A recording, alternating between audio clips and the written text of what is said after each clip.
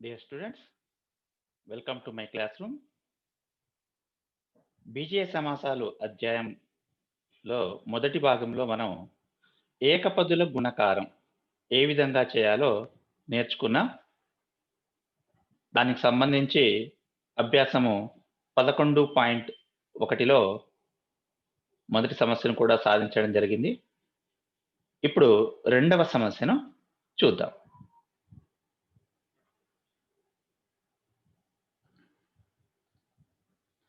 క్రింది లబ్ధాల పట్టికను పూర్తి చేయండి. పట్టికట చూద్దామా?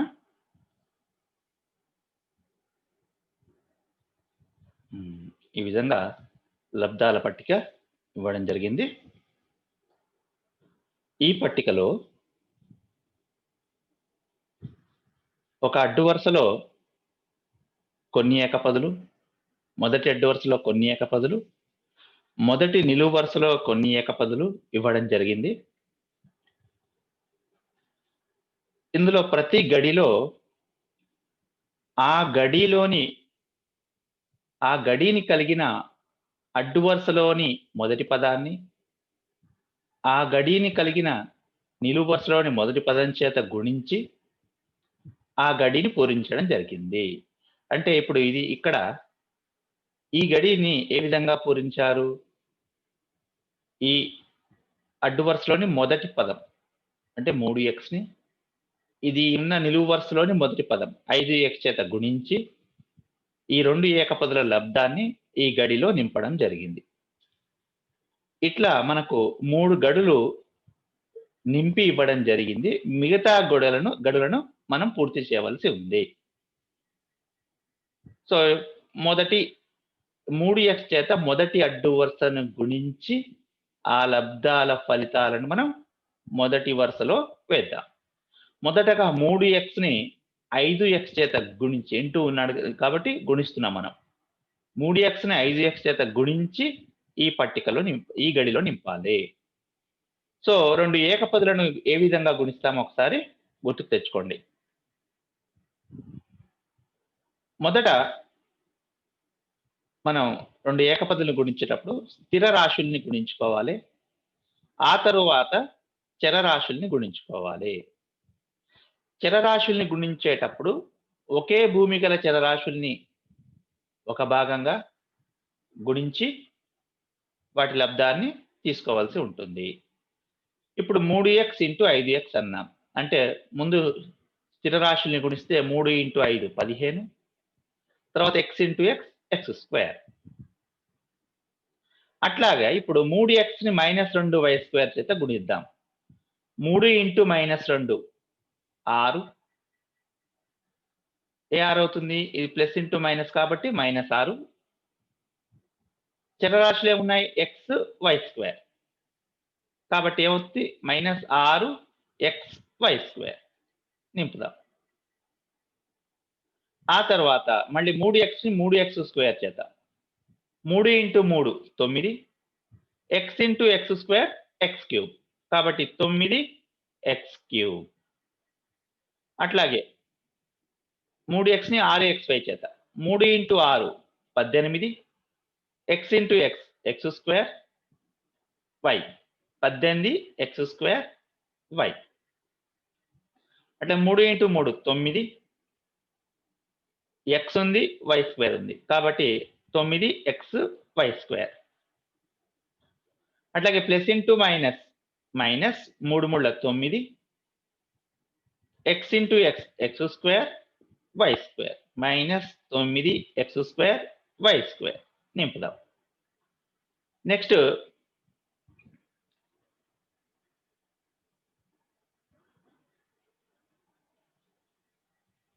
3 into 4 12, x into x x² y² అంటే 12x² y². నెక్స్ట్ 3 ఇంటూ ఇక్కడ స్థిర రాశి లేదు కాబట్టి 3, x ఇంటూ x² x³ ఇక్కడ y లేదు, ఇక్కడ y² ఉంది కాబట్టి 3x³ y². అట్లా ఇప్పుడు రెండవ అడ్డు వరుస 4 into 5 20 y into X xy 20 xy. 4 into -2 -8 y into y square y cube -8 y cube. 4 into 3 12 x square y. 4 into 6 24. ఇక్కడ x ఏం లేదు, ఇక్కడ ఉంది x. y into y y square 24 x y square ఇక్కడ నింపుదాం. అట్లాగే 4 into 3 12 y into y square y cube 12 y cube. 4 into -3 -12 x y cube. -4 into 4 16 x y square into y y cube.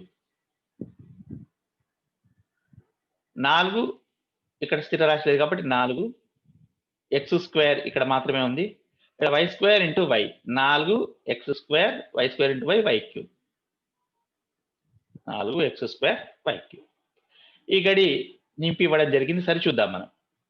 -2 into 5 -10 x square into x x cube.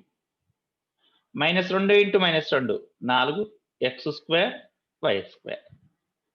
మళ్ళీ -2 into 3 6 x square into x square x ఘాతం 4 -6 x ఘాతం 4. -2 into 6 -12 x square into x x cube y. -2 into 3 -6 x square y square. -2 into -3 +6 x square into x x cube y square. -2 into 4 -8 x square into x x cube y square. -2 into ఇక్కడ స్థిర రాశి లేదు కాబట్టి -2 x square into x square x ఘాతం 4 y square. 6 into 5 30 x into x x square y. 6 into -12 6 into -2 -12 x y into y square y cube. 6 into 3 18 x into x square x cube y. 6 into 6 36 x into x x square y into y y square. 6 into 3 18 x y into y square y cube. 6 into -3 -18 x into x x square y into y square y cube. 6 into 4 24 x into x x square y into y square y cube. 6 x into x square x cube y into y square y cube 6 x cube y cube. 2 into 5 10 x y square. 2 into -2 -4 y square into y square y ఘాతం 4. 2 into 3 6 x square y square. 2 into 6 12 x y into y square y cube. 2 into 3 6 y square into y square y ఘాతం 4 6 y ఘాతం 4. 2 into -3 -6 x y square into y square y ఘాతం 4. 2 into 4 8 x ఇక్కడ మాత్రమే ఉంది y square into y square y ఘాతం 4 8 x y ఘాతం 4. అట్లాగే చివరి 2 into ఇక్కడ ఏం లేదు 2 x square y square into y square y ఘాతం 4. 3 into 5 15 x square into x x cube y. 3 into -2 -6 x square y into y square y cube. 3 into 3 9 x square into x x ఘాతం 4 y. 3 into 6 18 x square into x x cube y into y y square 18 x cube y square. 3 × 3 9 x square y × y square y cube.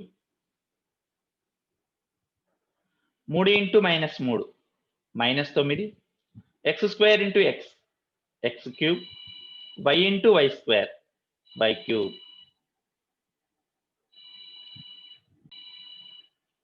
3 × 4 12 x square × x x cube y × y square y cube.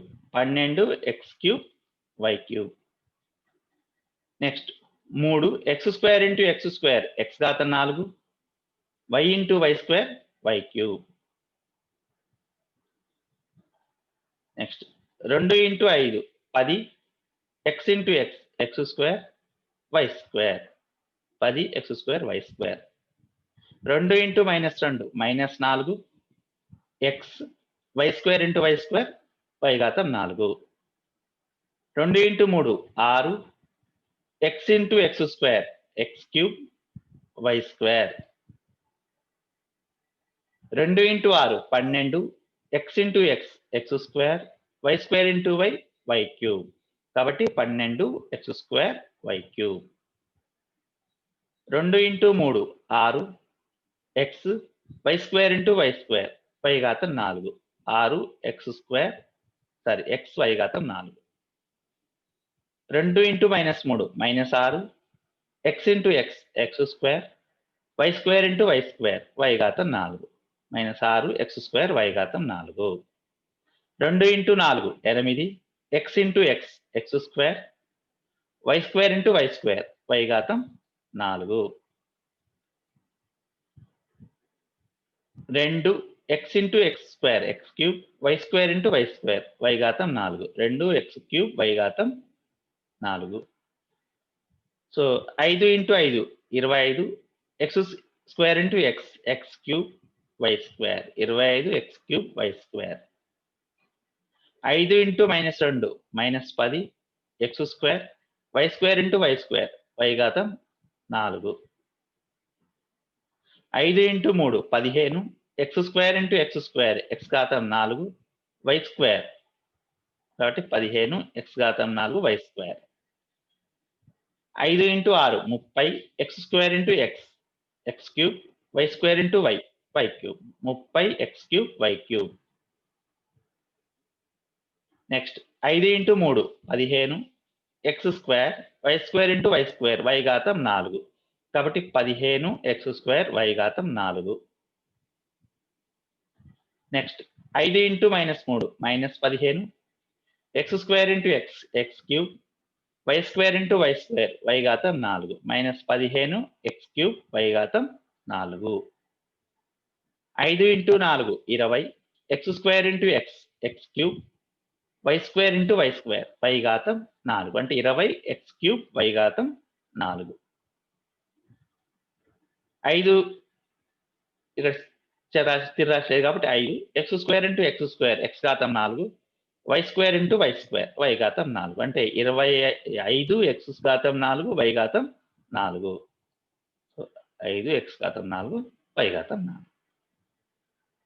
ఈ విధంగా మనం ఈ పట్టికలోని అన్ని గెళ్లను నింపుకుంటాము. Okay,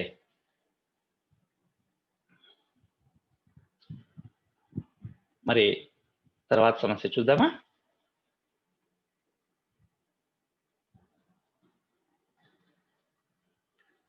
మూడవ సమస్య. క్రింది పట్టికలో కొన్ని దీర్ఘగణాల పొడవు, వెడల్పు మరియు ఎత్తుల కొలతలు ఇవ్వబడినవి. వాటి ఘన పరిమాణాలని కనుగొనండి. చూద్దాం పట్టిక ఎలా ఇచ్చాడో.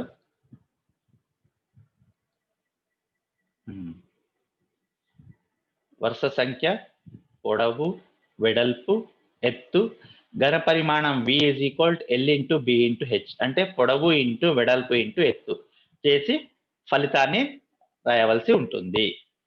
మనకు మొదటి వరుసలో ఉన్న కొలతని గుణించి ఘన పరిమాణం మనకు ఇవ్వడం జరిగింది. అదే విధంగా మిగిలిన వాటిని మనం పూరించవలసి ఉంటుంది.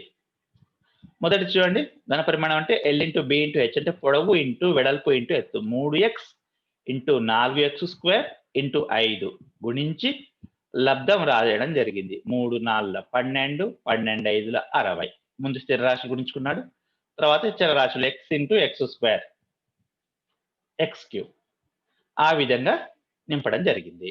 మరి మిగతా 4 కూడా మనం అదే విధంగా నింపుదాం. సో ఇక్కడ v ఏమవుతుంది? 3a² into 4 into 5c.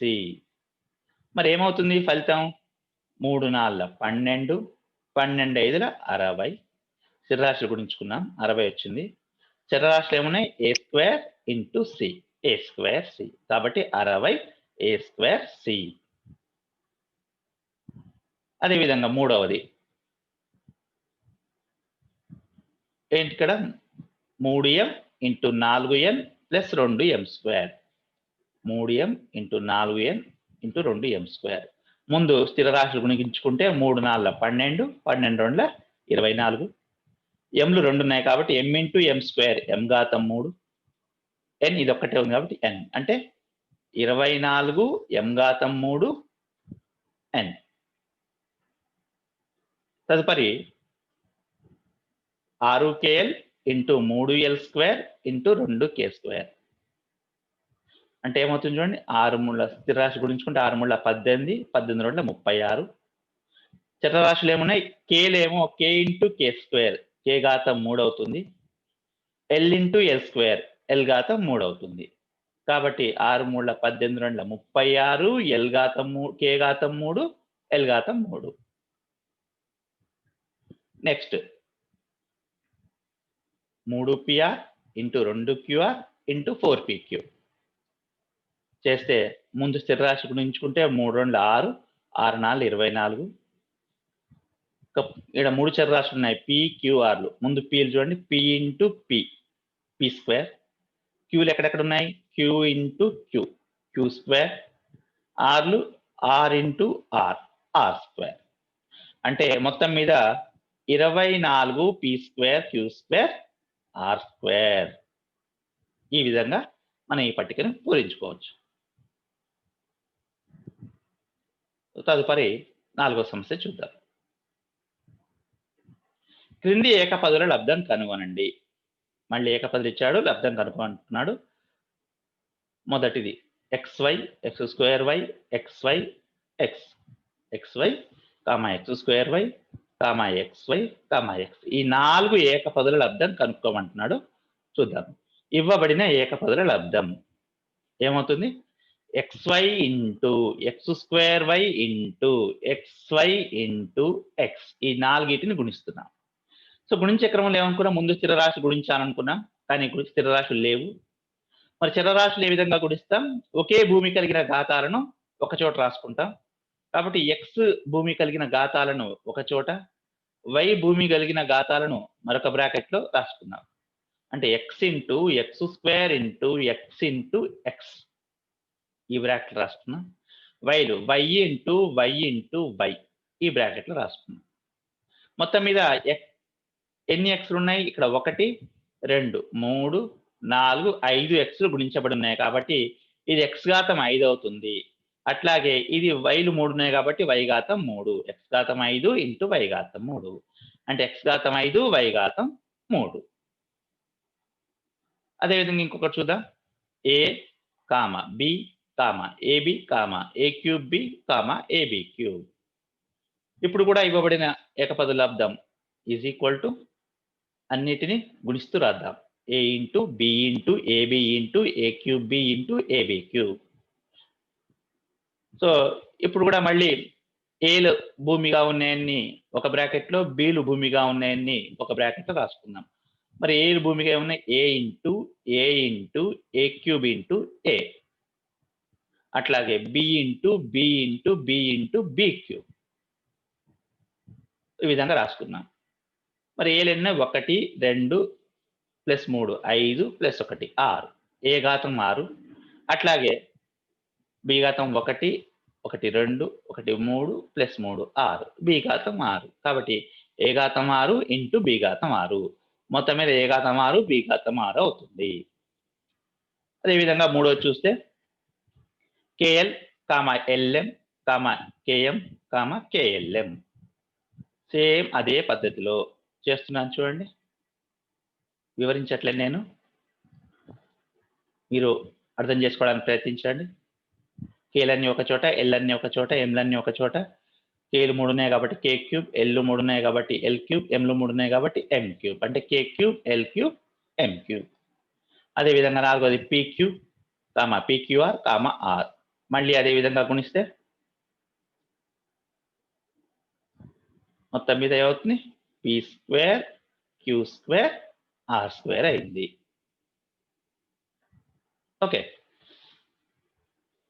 5వది చూద్దాం.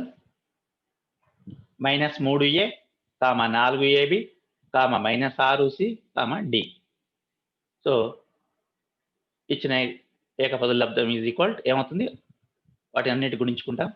ముందు స్థిర రాశులు -3 ఇంటూ 4 ఇంటూ -6 ఒక బ్రాకెట్లో, ఏలు ఒక బ్రాకెట్లో, బీలు ఒక బ్రాకెట్లో, సీలు ఒక బ్రాకెట్లో, డీలు ఒక బ్రాకెట్లో తీసుకుందాం. ఆ విధంగా తీసుకుంటే ఏమవుతుంది? -3 into 4 -12, -12 into -6 72, A into A square into B into C into D. కాబట్టి 72 A square into B into C into D, 72 A square BCD. ఇది ఇవ్వబడిన ఏకపదుల లబ్ధం. తదుపరి 5వది చూద్దాం సమస్య. A is equal to XY, B is equal to YZ, C is equal to ZX అయిన ABC is equal to dash. మరి దీన్ని మనం సాధించి సమాధానాన్ని ఖాళీలో నింపుదాం. ఓకే, సో ఏబిసి అడిగాడు. ఏబిసి అంటే అర్థమైంది ఏ ఇంటూ బి ఇంటూ సి అని అర్థం. కాబట్టి ఆ ఏబిసిల విలువల్ని మనం ఇంటూ చేద్దాం. XY into YZ into ZX. ఏ అంటే XY, బి అంటే YZ, సి అంటే ZX రాసుకుంటున్నాం. మళ్ళీ ఇప్పుడు కూడా ఏకపదుల లబ్ధం మాదిరిగానే చేస్తాం. అంటే X ఇంటూ X ఒక బ్రాకెట్లో, Y ఇంటూ Y ఒక బ్రాకెట్లో, Z ఇంటూ Z మరొక బ్రాకెట్లో రాసుకుని X into X X square, Y into Y Y square, Z into Z Z square. కాబట్టి X square Y square Z square. దీన్ని మనం ఇక్కడ పూరిద్దాం. X square Y square Z square. తదుపరి 6వ సమస్య. P is equal 4x², T is equal 5x, మరి R is equal 5y అయిన PTR by 100 is equal to dash. PTR by 100 విలువ కనుక్కొని ఖాళీలో పూరించాలి. ముందుగా PTR కనుక్కొని ఆ తర్వాత PTR బై 100 కనుక్కుందాం. ముందు PTR. గత సమస్యలో ABC ఏ విధంగా కనుక్కున్నామో అదే విధంగా P into T into R చేస్తాం. అంటే 4x² into 5x into 5y. ఇప్పుడు కూడా ముందు స్థిర రాశులు ఒక దగ్గర, x పదాలు ఒక దగ్గర, y పదాలు ఒక దగ్గర రాసుకుంటాం. 4 into 5 into 5, x² into x, y. అంటే మొత్తం మీద 4 5ల 20, 25ల 100, x² into x x³ y, 20 into x 100 into x³ into y అంటే 100 x³ y. ఇది PTR విలువ. కానీ మనం పూరించవలసింది PTR బై 100.